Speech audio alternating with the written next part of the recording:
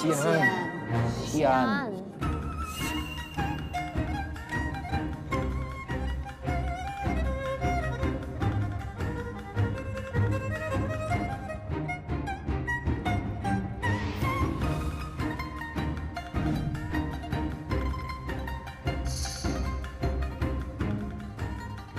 나 여기 갔던 것 같은데? 성벽이죠. 시안성. 저거 엄청 넓어갖고.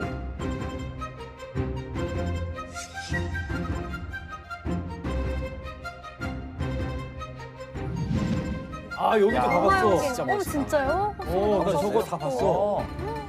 부럽다. 궁금해.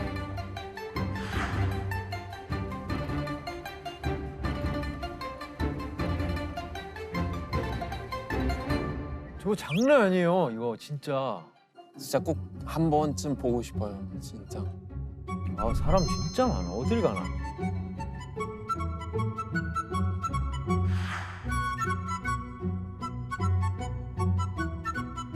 또 중국 하면 음식을 빼놓을 수 없죠. 양필. 아, 이거 먹은 것 같은데? 와, 진짜 맛있겠다. 맛있겠다.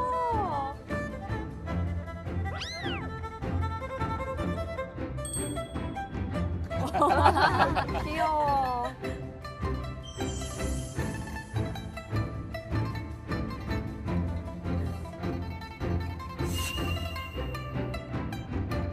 오. 멋있다, 진짜. 야, 저는 그 촬영 때문에 시안을 가봤어요. 지금 나온 곳 몇 곳 지금 화면에서 봤던 거 막.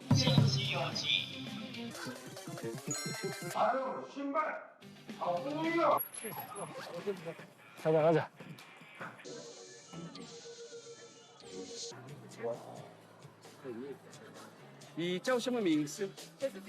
다들 시안 가보신 적 있으세요? 저 중국은 진짜 광저우 딱 한 번 간 거 외에는 한 번도 못 가봤는데 근데 그 장안의 화제라는 말 우리가 많이 쓰는데 그 장안이 이제 시안의 옛 이름이라고 그렇죠. 하더라고요. 그래서 중국의 100년 역사를 알려면은 상하이로, 그 다음에 1000년 역사를 알려면 베이징으로, 그리고 3000년의 역사를 알려면은 시안으로 가야 된다는 얘기가 있는데 네, 맞습니다.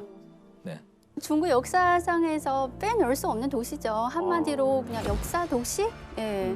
아테네, 카이로, 그리고 로마랑 함께 4대 고대 도시라고 꼽히는 도시이기도 합니다. 그렇죠. 네. 그런 만큼 이 시안에는 그 70명이 넘는 황제들이 살았다고 하죠. 자, 이 진시황릉이 이 시안에 있는데 멀리서 보면은 이거는 하나의 언덕 내지 작은 산처럼 돼 있습니다. 자, 보시는 대로 저게 크구나. 산이 하나 있죠. 네. 그러네요. 그 산을 지금 사람들이 올라가고 있는 거예요. 야. 거기 묻혀 있는 거예요? 그렇죠. 이게 이제 무덤이니까 저 안에 어딘가에 진시황의 시신이 있을 겁니다. 어딘가에 진시황의 시신이 있을 겁니다. 저렇게 무덤 위를 함부로 밟고 올라다니고 해도 되는 건가?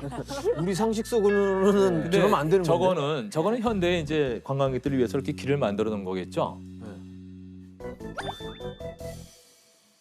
근데 이 안에 규모가 어떤 식으로 돼 있는지는 아무도 모른다고 이 얘기. 아, 그래. 기록에 따르면은 지하 이 4층 정도 되는 어떤 그런 규모를 갖고 있다고 하는데 아, 여긴 가봤죠. 이게 한 곳에만 이렇게 있는 게 아니에요. 또 작은 데 쪽에 또 이런 것들이 또 막 또 있어요. 있어요? 저 네. 병마용이 몇 개나 되는 거예요? 저게 한 4개씩 있다고 알고 네 있는데 개인가? 4개. 이게 가장 큰 겁니다. 큰 것, 이게 여기. 가장 큰 거. 하고 있더라고요. 처음으로 언제 찾은 거예요? 70년대 초반입니다. 70년대 초반. 초반에 그 어떤 그 농부가 우물을 파려고 하다가 저걸 이제 작은 파편을 먼저 찾았겠죠. 그리고 나서 이제 본격적으로 파내려 가다 보니까 이런 어마어마한 그 수호 군단을 발견을 한 겁니다.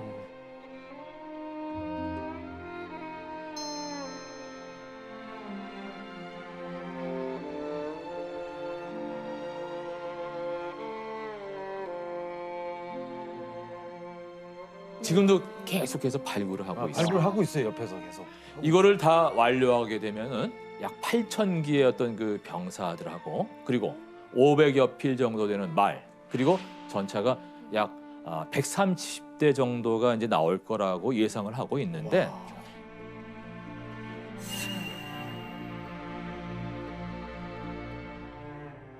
실제로 보면은 정말 압도당할 정도로 우리가 압도라는 말을 쓰죠. 정말 그 말을 실감하게 돼요.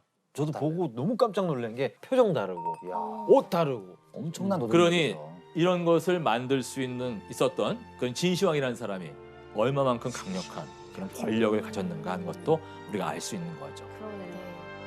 오늘날 이거 우리가 그 영어로 중국을 차이나라고 하죠. 네. 차이나라고 하는 것도 사실은 이 진나라에서 온 겁니다. 어. 진이라고 하는 글자가 로마로 건너가서 그 당시에 서양 사람들이 차이나라고 하는 말로 바꿔 부른 겁니다. 그것뿐만이 아니고 네. 우리가 이제 중국의 왕들은 황제라고 부르죠. 이 황제라고 하는 말을 처음 만든 사람이 또 바로 이 진시황입니다. 아, 그래서 시황제. 그렇죠. 음. 자기가 첫 번째 황제라고 하는 그런 의미를 갖고 있는 겁니다. 음. 뭐 요즘 말로 하면 신조어를 하나 만든 거죠. 왕 중에 황제라고 왕인 하는. 거네요. 그렇죠. 별로 겸손하신 분 아니었나 봐요. 아, 7개 저 나라를 통합한 사람이 그러게요. 겸손을. 아, 제가 어쩌다 보니 그렇게 됐어요. 이것도 없잖아요. 죄송합니다. 아, 어쩌다 보니 통합하게 됐네요. 아, 뭐 읽어도 좀 이상하고. 진시 황제는 기원전 200년대 사람입니다. 그리고 그 인물에 대해서 우리가 알 수 있는 것은 그 사마천이라고 하는 그 학자가 쓴 사기라는 책, 그것을 통해서 우리가 진시 황제라는 사람에 대해서 알 수가 있는 것입니다. 진시 황제라고 하는 사람이 역사 속에 어떤 식으로 기록이 되어 있는지 그 이야기를 풀어보도록 하겠습니다. 지금 이제 요거하고 연관해서 이런 이야기가 있어요. 자, 애영 씨가 한번 읽어볼까요? 네. 天下大事，分久必合，合久必分。 발음 참 좋다. 어떤 의미일까요? 천하의 대세라고 하는 것은 나님이 오래되면은 반드시 합하게 되고 합해진 상태가 오래되면은 반드시 나뉘게 된다. 이런 말입니다.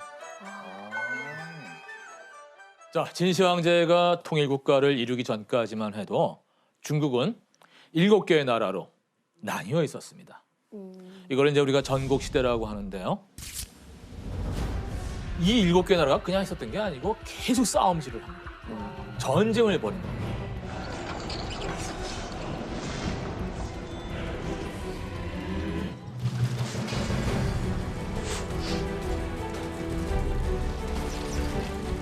자, 지도 한번 볼까요? 여기 이제 그 당시에 어떤 형세를 지도로 표시한 건데 진나라가 여기 있죠.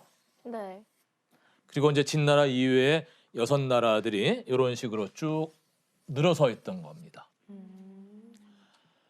자, 그런데 이 많은 나라 가운데 하필이면은 진시황의 이 진나라가 통일을 주도할 수 있었던 어떤 이유가 있었던 거예요. 첫 번째 비결은 그 진시황의 곁에는 뛰어난 인재가 많았다는 겁니다. 학자가 많았어요.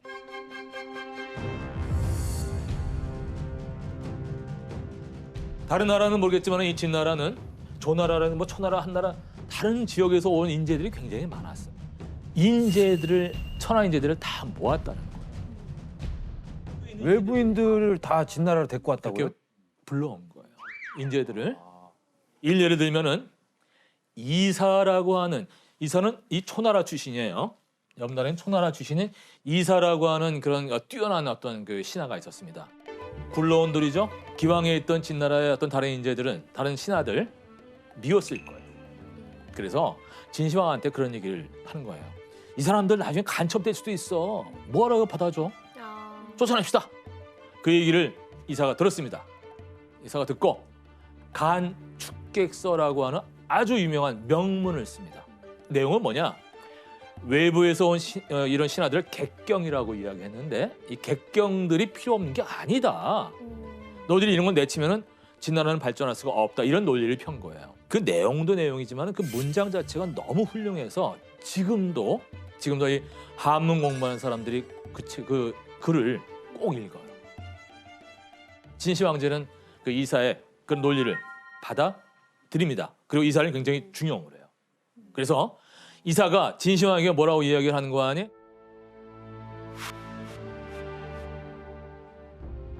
진나라의 강대한 힘과 대왕의 현명함이 있으니 모든 나라를 멸망시키고 천하를 통일하는 것은 화덕에 재를 털어버리는 것처럼 쉬운 일이다. 지금이야말로 그런 절호의 기회이니 놓치지 말라는 그런 간언을 하는 겁니다. 그리고 그런 이사의 말을 듣고 진시황은 본격적으로 천하 통일을 위한 그런 움직임을 시작하는 거죠. 진시황제는 이사가 이제 올린 그런 계책들을 갖다가 받아들여서 그대로 시행을 하게 되는데요. 그 계책이라고 하는 건 뭐냐? 그 각 나라의 왕들을 한편으로는 황금으로 설득을 하고 또 한편으로는 말을 듣지 않으면 뭐죠? 죽인다. 거부는 죽인다. 이런 말을 갖다가 이제 올리고 그걸 또 시행을 합니다. 그리고 이런 여러 나라들을 갖다가 이간질을 시켜요. 분열을 시킨 다음에 뛰어난 장수와 병사들을 파견해서 하나하나 각계 격파를 해나가는 거죠. 그거는 뭐냐? 그런 외부의 인재들을 받아들일 수 있었던 진시황만의 어떤 포용력, 개방성 이런 게 작용을 했다는 겁니다. 두 번째, 두 번째는 뭐냐?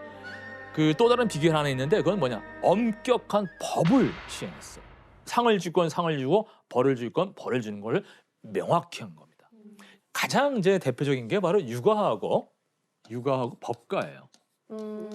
법가. 이 두 개가 사실은 육아라고 하는 거는 지금까지도 이게 영향이 있죠. 뭐 설이라든가 추석이라든가 아니면 이제 부모님 제사라든가 이럴 때 그런 것들이 다 육아적인 어떤 그런 거에 바탕에서 하고 있는 거예요.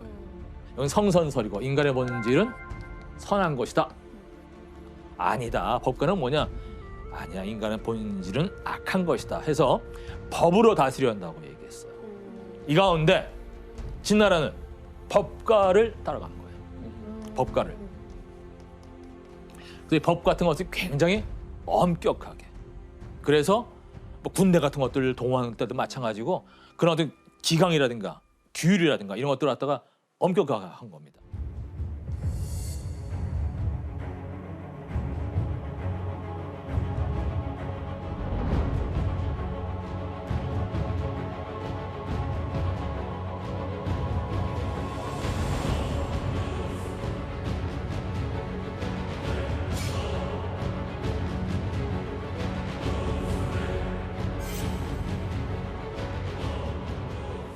세 번째 이유는 뭐냐? 이 진나라라고 하는 나라의 어떤 지리적인 위치예요.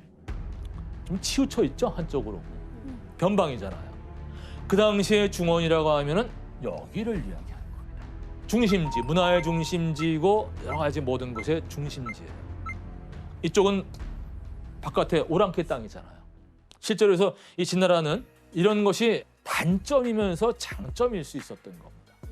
그만큼 이쪽 지역은 외래 문명에 대해서 좀 개방적인 거예요. 왜냐하면 이게 실크로드의 길목이잖아요.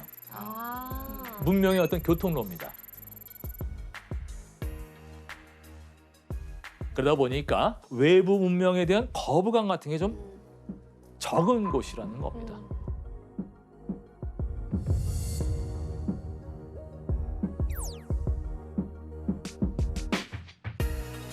진나라는 변방이기 때문에 갖고 있는 어떤 그 역동성이 있었던 겁니다. 활력이.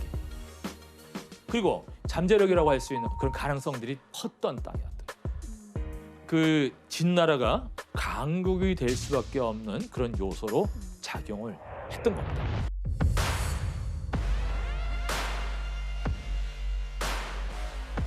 한이라든가 조나라라든가 연나라, 위나라 옆에 있는 이런 나라들을 갖다가 무너뜨리고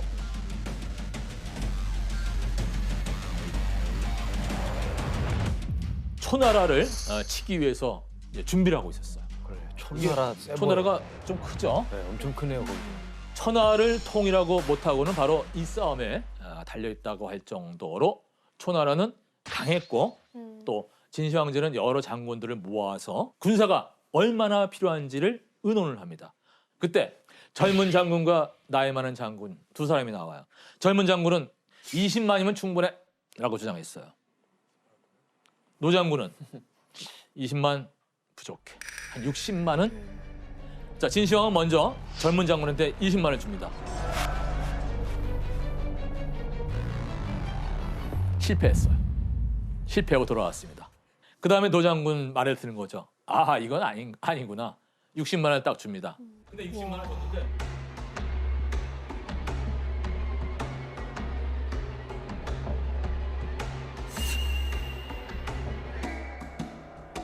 그래서 나라 들어갔다가 다 이제 제압을 했죠. 마지막에 남은 게 제나라가 남았어요. 거리상으로도 제일 멀죠. 싸우는 것도 사실은 돈 들고 힘들잖아요. 근데 거의 막바지 왔는데 회유합니다. 제나라 왕을. 자, 항복하면 너에게 500리의 땅을 하사하겠노라. 제나라가 보니까 이게 뭐 궁지에 몰리니까 어쩔 수 없었고 그 진나라의 제안을 받아들입니다. 그러니까 너는 500리의 땅을 주고 그래도 살려는 줄게. 어디서 듣던 말이네요. 살려는 줄게 했는데 실제로는 죽여? 굶겨죽입니다. 그 왕을 굶겨죽였다는 거. 약속을 한 걸 어기고. 진짜 살벌하다. 그만큼 이 진시황이라는 사람은 굉장히 냉혹한 어떤 성격을 가진 그런 사람이라고 하는 어떤 그런 하나의 일화겠죠. 이런 것들이 다 종합이 돼서 진나라가 천하통일이라고 하는 대업을 이룰 수 있는 국가가 됩니다. 천하통일의 대업을 완성했던 진시황의 나이는 불과 39살. 39살. 39살에 이걸 통일을 했어요. 그리고 이제 통일한 다음에 진시황은 여러 가지 일을 합니다. 통일한 걸로 끝난 게 아니죠. 그 이후에도 이제 여러 가지 큰 업적을 남기게 되는데 첫 번째로 황제라는 명칭을 만들었다고 했죠. 사망오제의 황과 제를 따서 황제라고 하는 왕이 아니라 자신이 첫 번째 황제라는 의미에서 시황제, 두 번째는 자기 아들은 2세 황제, 3세 해서 만세까지 가려고 했어요. 원래 생각은 그랬다는 거죠. 그다음에 또 하나 모든 걸 통일을 해버려요. 이런 나라들이 분열됨으로 해서 여러 불편함들이 있었는데 그런 것들을 또 통일하게 됩니다. 따로따로 사용했던 글자들이에요. 진짜 다르다. 그리고 화폐도 통일하죠. 화폐도 통일. 뭐 당연한 얘기지만 나라마다 다 다른 자기들 나름대로 화폐를 썼겠죠. 그런 것들 다 통일을 하고 도로 같은 것들도 마찬가지예요. 도로. 이것은 황제의 명령을 신속하게 전달하고 지방에서 반란이 일어나더라도 재빠르게 그걸 진압하기 위해서였다고 하죠. 또한 이 사람은 여행을 참 많이 했어요. 그러니까 그 여행이 아니라 이제 황제가 다니면 시찰이 되는 거죠. 한 번 떠나면 한 1년 정도 걸릴 정도로 그런 것들을 한 5번 정도를 했다고 이야기하는데 지금으로 말하면 워크홀릭이에요. 일벌레. 자, 여기서 하나 문제를 제가 내겠습니다. 진시 황제는 하루에 일정한 업무량을 정해서 모든 나란 일을 갖다가 스스로 처리하려고 했다고 하는데요. 진시 황제는 하루 업무량을 어떻게 정했을까요? 하루 업무량을? 업무량. 주간의 무게로 업무량을 재는 것이다.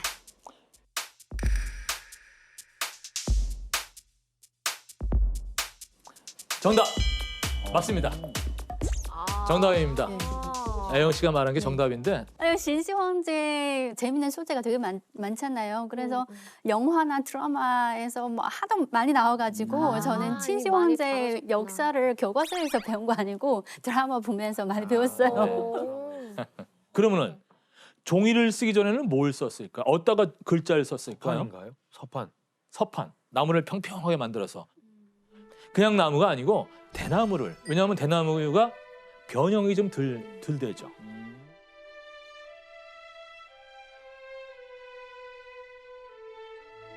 매일매일 그렇게 했다는 거잖아요. 그렇죠.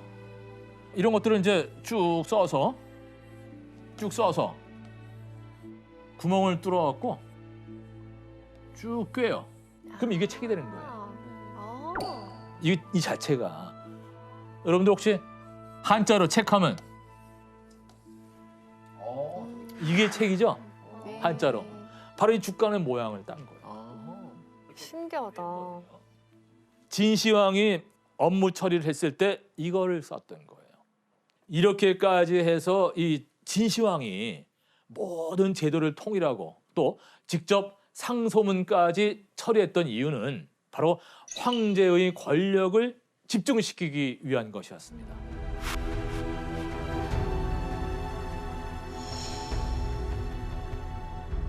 천안을 통일한 중국 최초의 황제라고 제가 말씀을 드렸죠. 이 진시 황제가 황제의 자리에 오를 수 있었던 데는 출생의 비밀, 그리고 그 사람을 이제 왕으로 만들어줬던 킹메이커, 또 후원자가 따로 있었는데 그 사람과의 어떤 그런 운명적인 만남이 숨겨져 있었던 것입니다.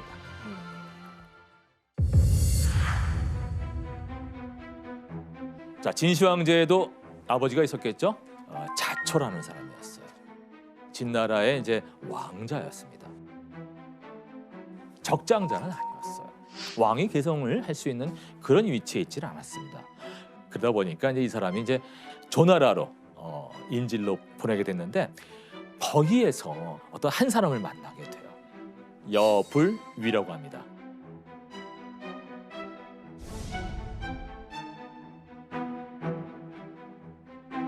그 사람은 장사꾼이었어요. 이 사람은 이제 그런 장사를 통해서 여러 가지 어떤 그런 수완을 갖고 있었겠죠. 그 중에 하나가 뭐냐면 물건을 알아보는 거. 이게 돈이 될 물건일까? 그 알아볼 수 있는 안목을 길렀던 거예요. 그게 단지 그런 어떤 물품에만 적용되는 게 아니었고 사람을 보는 것도 마찬가지예요. 매니저네 매니저.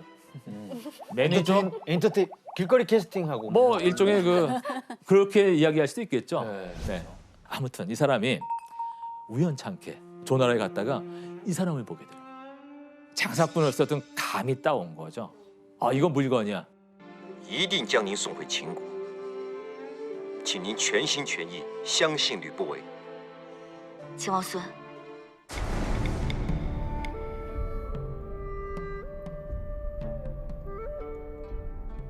왕자인 줄 알고 접근한 거예요 그러면? 왕자인 건 알고 있었어요. 근데 그 다음 왕이 될 거라는 보장은 할 수가 없는 거죠.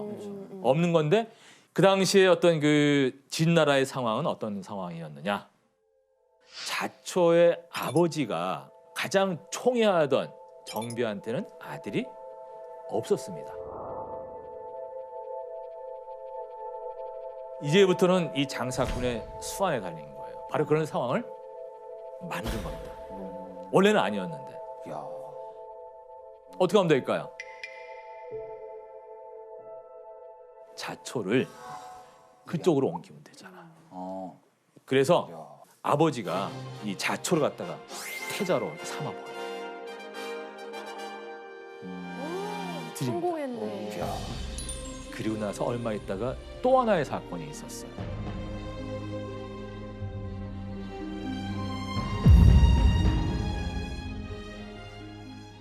여부리가 한번 이게 자기 집에 이제 부릅니다. 자초를. 그러다가 자초가 한 여자한테 딱 꽂히는 거예요.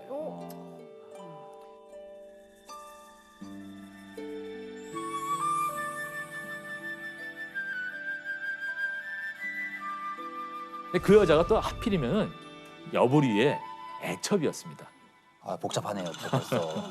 애첩이었어요. 근데 여부리는 좀 황당했겠죠. 아, 뭐 여기까지. 근데 어떻게 합니까? 이 기왕 투자한 거 크게 한번 간 겁니다. 자, 여기서 제가 퀴즈. 사기에 여부리 열전이라고 하는 그런 것이 있는데 거기에 따르면은 여부리가 이 자초에게 숨겼던 그 무희, 애첩의 비밀이 있다고 해요. 과연 그 비밀은 무엇일까요? 협인건 사실인가요? 정답. 여부리가 킹메이커라고 하셨잖아요. 뭐요? 킹메이커. 네. 왕을 만드는 사람이잖아요. 그렇죠. 애첩이니까 네. 자기 아들을 킹으로 만들고 싶었던 거예요, 왕으로. 그래서 무희를 임신시키지 않았을까?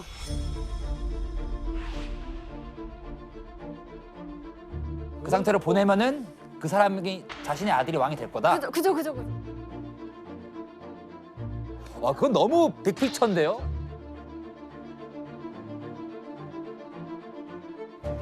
희성 씨가 정답입니다. 오, 진짜요? 희성 씨가 정답입니다. 오, 진짜요? 그 자초하고 잠자리를 같이 하기 이전에 이미 이 여자는 임신 중이었다는 겁니다.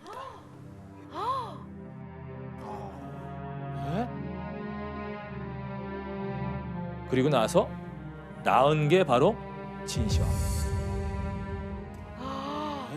진시황을 낳은 거예요.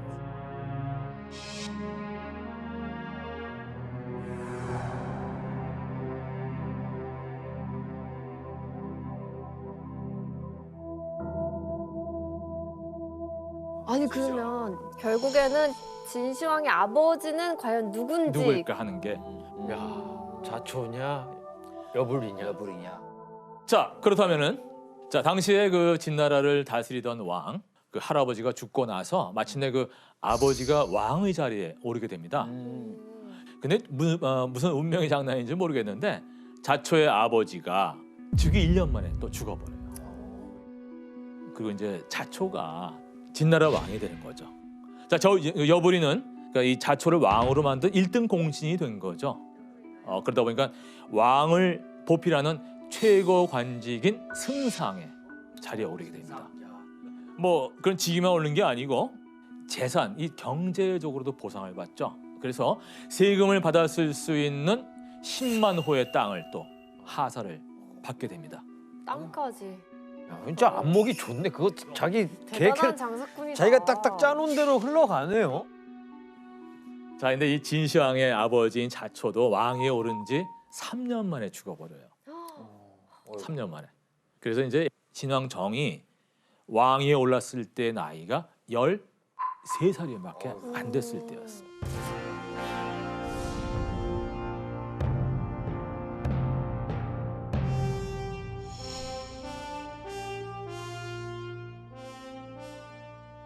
어린 나이에 왕이 되면은 가장 의지할 수 있는 사람이 누구죠? 엄마. 엄마밖에 없는 거예요. 그러면 그 엄마가 가장 믿는 사람이 누구죠? 여불이.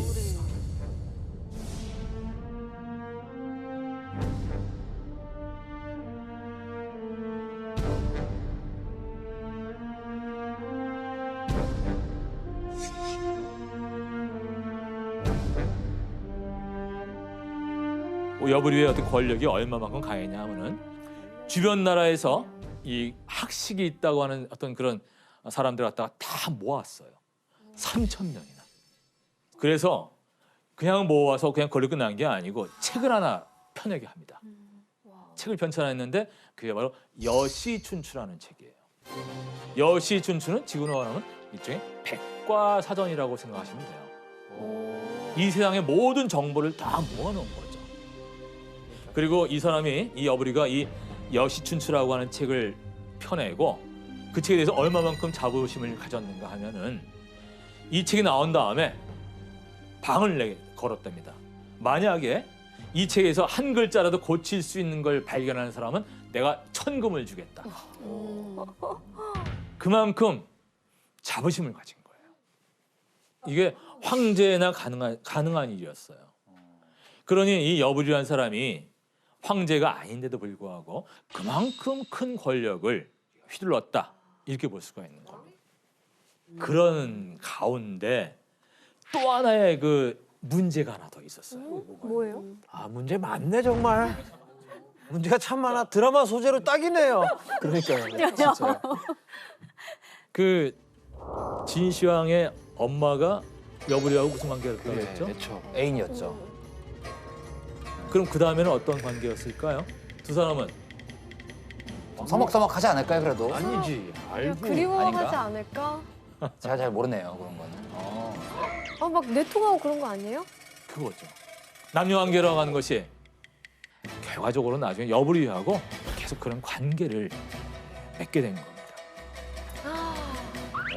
다시 불이 붙었군요, 다시. 그렇죠. 자, 문제는 이 진시황이 아직 어렸을 때는 괜찮지만 커가면서 문제가 된 거예요. 사실이 밝혀질까 봐. 밝혀지면은 어떻게 되겠습니까? 근데 이 태후는 헤어지기 싫어하는 거예요. 여부리하고. 요 대목에서 여부리는 어떤 머리를 썼을까요? 어떤 방법을 써서 이 태후하고 관계를 끊으려고 했을까요? 여부리 입장에서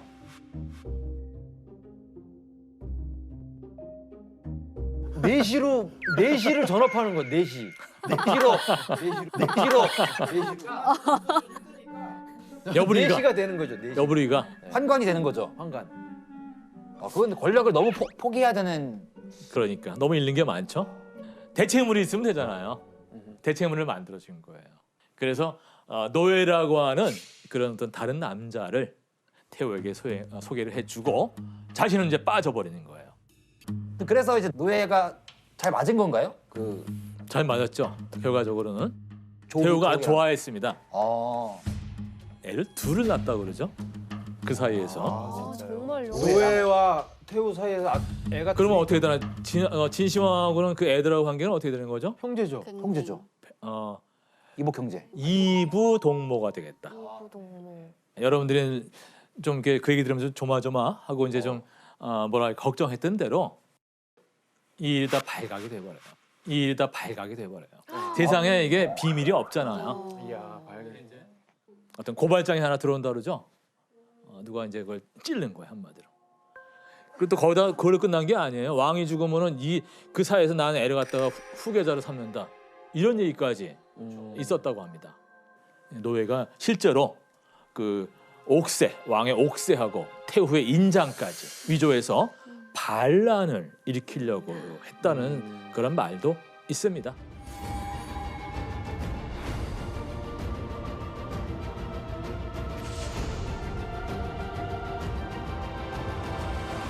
노예가 달아나자 이제 사지를 찢어 죽이는 그런 어떤 그 가혹한 형벌로 노예를 다스리고, 그리고 아직 이게 끝난 게 아니죠. 그 누구한테서 시작된 거죠? 여부리잖아요. 여부리 어떻게 할 거야? 여부리 어떻게 할 겁니까? 나라의 공신이니까 함부로 할 수는 없었어요. 그래서 죽이고 싶었지만 딴 지방으로 이제 유배를 보낸 거죠. 일종의 귀양 비슷한 걸 보낸 겁니다. 그래서 이제 여부리에게 이제 그 친서를 보냅니다. 귀공은 진나라와 어떤 혈연 관계가 있어서 중부라는 명칭을 쓰고 그런 행세를 했는가? 즉시 일가를 이끌고 총나라로 옮겨가 살아라 그랬어요. 여부리가 생각을 해보니 결국은 어떤 식으로든 진시황은 나를 죽일 거다. 그때 가서 치욕스럽게 죽느니 하고 자결을 합니다. 자, 이렇게 해서 진시황제는 자신만이 유일한 제국의 최고 권력자임을 천하에 확실하게 선언을 하게 된 것입니다.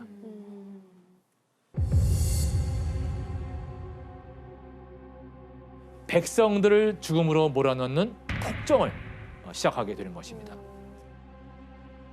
진나라가 멸망하게 된 거기에는 어떤 뒷이야기가 있었을까요? 진시황제가 만리장성을 지은 이유는 전국을 통일을 하긴 했지만 진시황도 이 흉노정한테는 참 못 당했어. 못 당했어.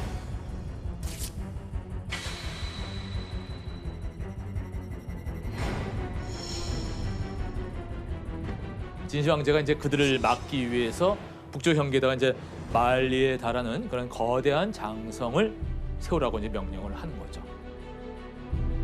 사실은 육국의 그 형세를 볼 때 북쪽에 있는 그 나라들이 있었죠. 그 나라들은 다 장성들을 갖고 있었어요.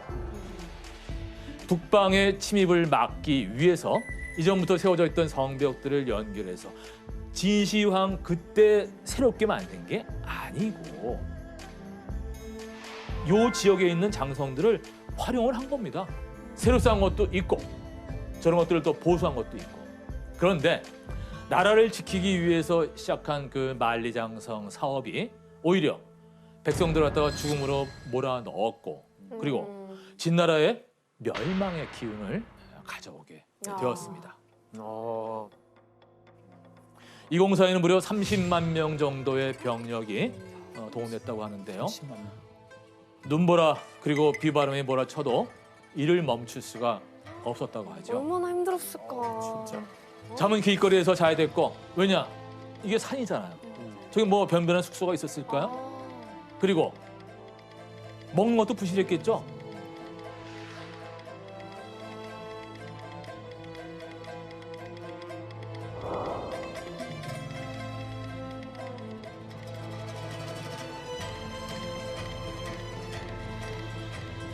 무엇보다도 이걸 쌓기 위한 비용도 참 컸을 거예요. 결국은 그 비용을 충당하기 위해서는 세금을 많이 걷었겠죠. 그러다 보니까 그걸 감당 못한 백성들이 다 뛰쳐나가는 거예요. 그래서 10가구 가운데 다 5가구가 반란의 무리에 참가할 정도로. 자, 그러다 보니까 이제 민심도 돌아서게 됐고 국가의 재정도 고갈될 수밖에 없었던 거죠. 그러다 보니 진시 황제는 자기가 시황제라고 이름을 짓고 천세 만만세까지 이어져 나갈 것 같았던 그런 진시황의 시대 역시 기울어지게 되는 겁니다. 대표적인 것이 분서갱유라고 하는 것이죠.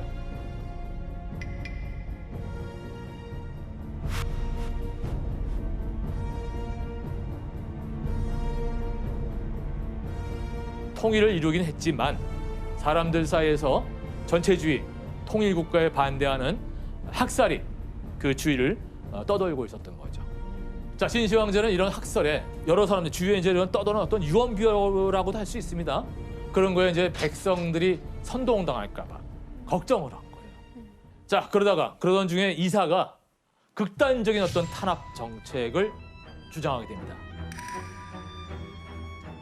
진나라의 기록이 아닌 것은 다 태워버리라는 거예요. 그래서 이사는 학자들이 자신이 배운 것을 기준 삼아서 황제를 비난하고 비방하는 말을 퍼뜨린다고 하면서 이를 금지하지 않으면 황제의 권위가 떨어질 거다. 이렇게 얘기를 하는 거예요. 자, 시황제는 이사의 의견을 받아들이고 그 명령을 어기는 사람이 있다면 혹독한 처벌을 가하게 됩니다. 자, 여기서 문제를 하나 제가 내겠습니다. 진시황제는 책을 불사르라는 명령을 내리면서 백성들에게 본보기를 보이기 위해 책을 가지고 뭐뭐를 할 경우 거리에서 사형에 처하도록했습니다. 과연 그러면 지금 이 괄호에 들어가는 뭐뭐에 해당되는 것은 무엇일까요? 책을 가지고 뭘 낭독을 하면서 사람들이 막 의견을 교환해요. 바로 그거예요. 맞아요 이게? 정답입니다. 토론. 아니 그거 토론하는 거예요. 혼자 보면은 괜찮고 토론하면 안 되는 거예요? 진시황제는 2사람 이상이 만나서 과거의 기록에 대해 이야기하면 백성들이 보는 앞에서 사형에 처했습니다. 또 명령을 내린 지 30일이 지나도 책을 불태우지 않는 사람이 있다면 얼굴에 문신을 넣었어요.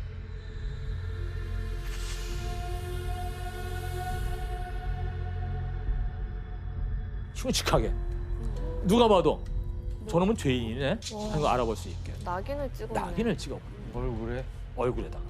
근데 더 무서운 게 있어요.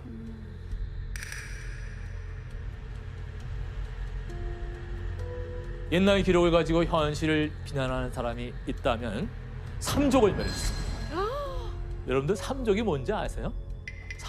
삼족을 멸했다 이런 얘기 하는데 삼족 삼족을 멸하리라 이런 얘기 하잖아요.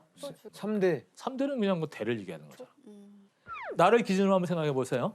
우리 아빠 쪽을 뭐라 그러죠? 친족. 친족. 친족. 왜 그리고 엄마 쪽은 왜가? 외족. 왜죠? 그럼 다 끝났네?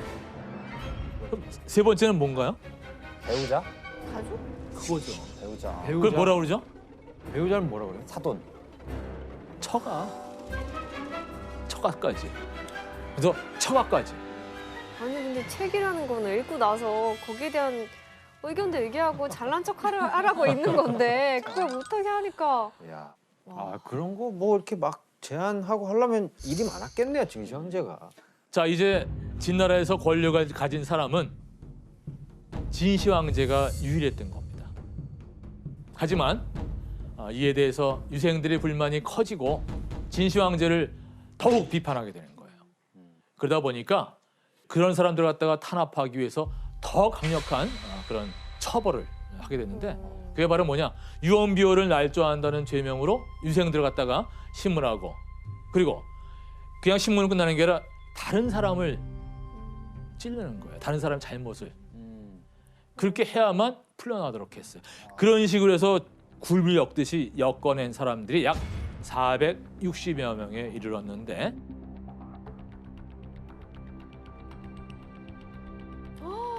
구덩이를 파고 그 사람들 다 산채로 묻어버렸어요. 그거를 갱유라고 하죠. 이 두 사건을 합쳐갖고 분서 갱유라고 하는 그런 사건이 나오게 되는 겁니다. 자, 진시 황제의 큰아들은 이에 대해서 유생들은 모두 공자를 공부하고 본을 받고자 하는 이들인데 엄중한 형벌로서 그들을 다스리니 천하의 변란이 생길까 두렵다. 뭐 그런 식의 염려를 했는데 오히려 진시 황제는 그 바른 말을 한 큰아들을 갖다가 변방으로 쫓아내버립니다. 결과적으로 볼 때 왕권을 강하게 하기는커녕 진나라 왕조의 통치 기반을 무너뜨리고 정신적으로는 더 큰 반발을 불러일으켰던 거죠. 또 얼마나 무섭냐면 최근에 중국 한 지방에서 진시 황제 시대에 만든 그 족간이 발굴을 했는데요. 그 위에서 이런 내용 써 있어요. 만일 소를 경작에 이용하여 소 허리 둘레가 줄어들었을 경우에 줄어들 치수 1초마다 그 책임자의 매를 10대씩 때린다. 소가 살 빠지면 때리는 네네, 맞아요. 그러니까 그 내용 보면 좀 약간 그 생활 곳곳에서 다 엄난 교직이 있다는 거죠. 아니 소 살 빠지면 두드러 맞는 데잖아. 아니 소가 안 먹는 걸 나보고 어떻게 알아? 아무리 줘도 얘가 입맛이 없으면 어떻게? 그러니까. 내가 아무리 줘도. 자, 진시 황제는 천하의 권력을 가진 뒤에 불로불사의 꿈을 꾸게 되는 거죠. 인간적인 어떤 그런 한계를 사실 다 맛본 거예요. 자기가 할 수 있는 거 다 하고 그걸 넘어서자 했던 겁니다. 그러던 가운데 서불이라는 사람이 상소를 올립니다. 꼬드기는 거죠. 바다 가운데 3개의 산이 있는데 거기에는 신선들이 살고 있습니다. 어린 남자아이와 여자아이를 데리고 가서 그 신선들을 찾게 해달라는 거죠. 진시 황제가 얘기를 딱 들으니까 솔깃하거든. 그래? 한번 해봐라. 그래서 거금을 내립니다. 거금을 하사해서 서불이 동쪽 바다 곧 우리나라죠, 우리나라. 우리나라에서 볼 때 서해.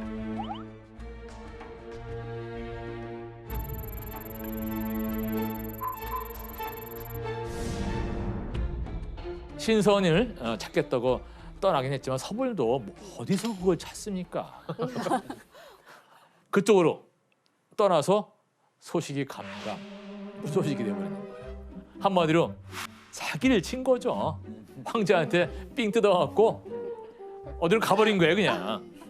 근데 뭐 어떻게 잡아? 그걸 어떻게 잡을 거예요? 그 실제로 우리나라 한반도 남쪽에서도 서불이 와서 흔적을 남겼다라는 그런 전설이 전해지고 있어요. 우리나라예요? 예, 그래서 추사 김정희가 그 명필로 유명하잖아요. 제주도에 있는 정방폭포 근처에서 유배 생활을 했었던 적이 있는데 그때 폭포 옆에 서불 과차. 서불 과차라는 뜻이 정확히 뭐죠? 서불이 여기 지나갔다. 서불이 왔다 갔다라는 이런 나에게 왔다 감, 범선이 왔다 감 이렇게 쓰는 것처럼 서불 과차라는 글씨를 보고서 그거를 탁본을 했다고 합니다. 제주도에 가면은 서복 관련 박물관이 있는데요. 거기에 이렇게 기록되어 있습니다. 서복이 불로 장생약을 구하러 동남 동료 3,000명이랑 장인 100명과 오곡을 실은 선단을 데리고 한반도 일본 열도의 여러 지방에 도착했는데요. 그중 영주산은 전설의 삼신산 중 하나로 지금의 한라산을 말한다고 합니다. 그리고 서복이 동남 동녀를 데리고 조천포에 상륙한 후에 불로장생약을 구하러 영주산에 올라갔다는 거지요.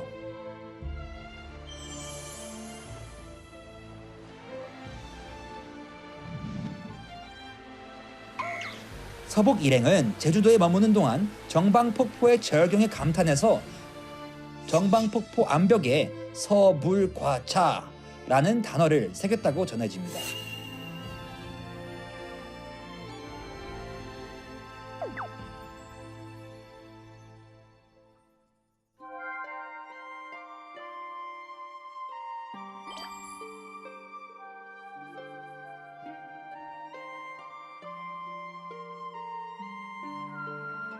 그리고 서귀포의 지명 또한 서복이 서쪽으로 돌아간 포구가 있는 마을이라는 데서 유래됐다는 설이 있습니다.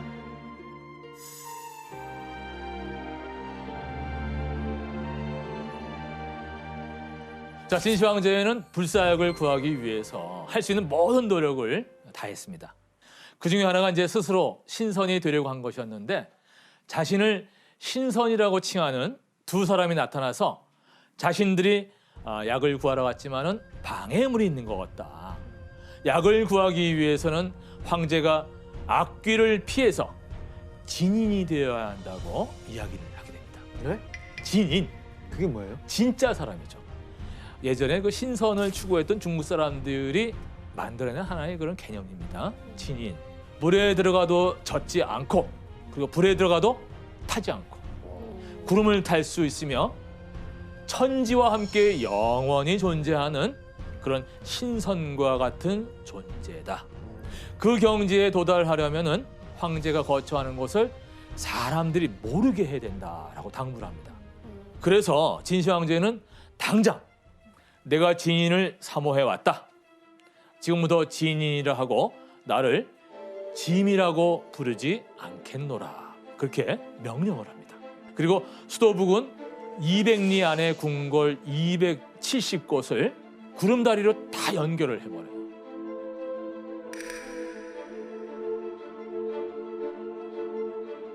그리고 그 안에 배치된 사람들을 등록된 자기의 자리만 거기만 딱 있게 하고 다른 곳으로 옮기지 못하게 하게 만드는 거죠. 그게 왜냐하면 자신의 거처를 아는 사람을 최소화하고 발설하지 말도록 하게 됩니다. 그러던 가운데 어느 날 행차하던 그 진시황이 산 위에서 이렇게 아래를 딱 내려다 보니까 신하들의 수레와 말의 수가 너무 많은 거야. 건방지게. 그런 말을 한 거예요. 그런데 며칠 후에 보니까 그 수레 숫자가 확 줄어들어 버렸어. 누가 내 말을 들었던 거지? 누군가가 이걸 발설한 거다 해갖고 자신의 말을 발설한 사람을 찾으라고 합니다. 근데 나오지는 않아요. 아무도 인정을 하지 않는 거야. 그래? 그럼 다 죽어요. 너무하다. 그 사건 이후에 황제가 행차한 곳을 아는 사람은 아무도 없었다고 하죠. 하지만 자신을 스스로를 갖다가 신선이라 칭하고 진시황제에게 진인이 되는 방법을 알려주었던 두 사람 역시 도망가 버립니다.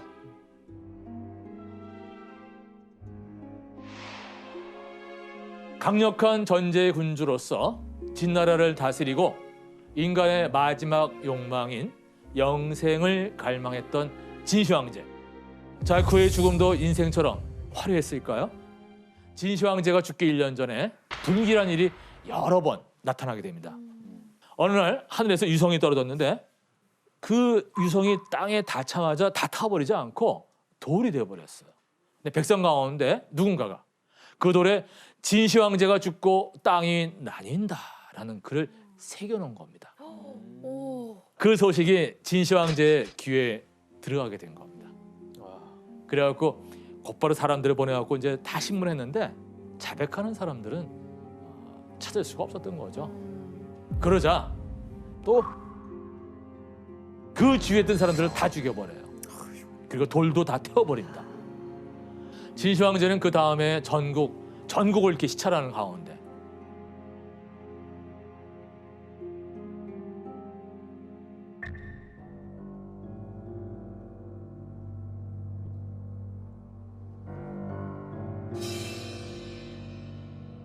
시찰하다가 급격하게 쇠약이 되어서 위독해집니다. 하지만 시황제는 죽음이라는 말을 입 밖에 내기 싫어했던 거예요. 그래서 신하들은 감히 그 죽는 문제를 갖다가 황제한테 못했던 거죠. 시황제는 병이 갈수록 심해져 갔는데 자기의 후사가 좀 두려웠겠죠. 자기는 그래서 이제 깨달은 거야. 아, 이제 나도 그때가 됐나? 그래서 그 아들을 불러들이라고 했어요. 그런데 그걸 붙이기 전에, 답장이 오기도 전에 숨을 거둬버려요.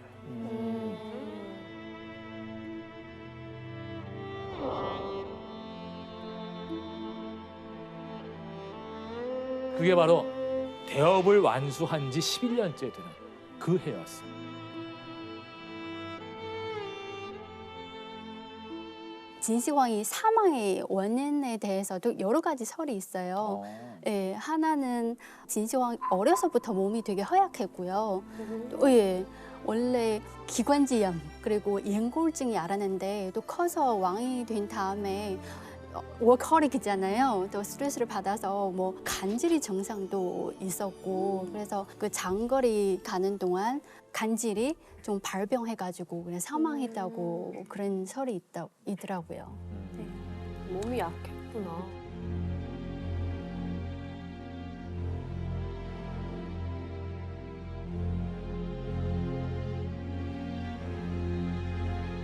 신하들은 진시황제가 외지에서 죽은 것이 알려지게 되면은 또 다른 어떤 변란이 일어날까 두려워서 죽었다는 사실을 비밀에 붙이고 수도로 돌아가는 거예요.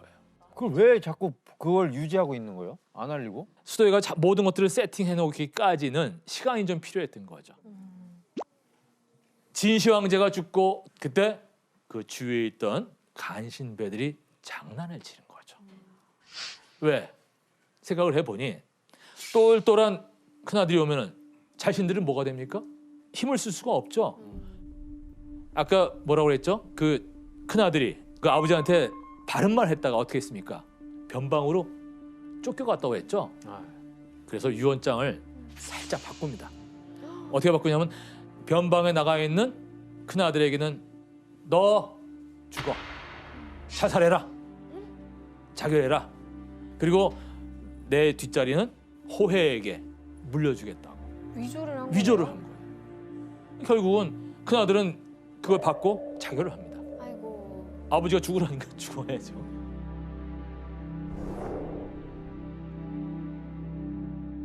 근데 문제가 생기죠. 사람이 죽었습니다. 그러면은 숨길 수 없는 게 있죠. 시신이. 자, 여기서 하나 문제를 제가 내겠습니다. 신하들은 진시황제의 죽음을 숨기기 위해서 시신을 가마에 둔 채 수도로 돌아오게 됩니다. 이때 부패한 시체의 냄새를 감추기 위해서 어떤 특별한 조치를 취하는데, 자, 어떤 조치를 취했던 걸까요? 정답. 네. 이 장면도 드라마에서 나왔는데요. 드라마에서 나왔는데요. 아니 오늘 우리 형님은 드라마로 모든 역할을 하셨어요. 그 드라마 몇 편이에요? 되게 장편이. 되게 장편이에요. 한 장편이죠. 70, 80 정도? 70, 80, 예. 7, 80편. 그 어떻게 나오나요, 드라마에?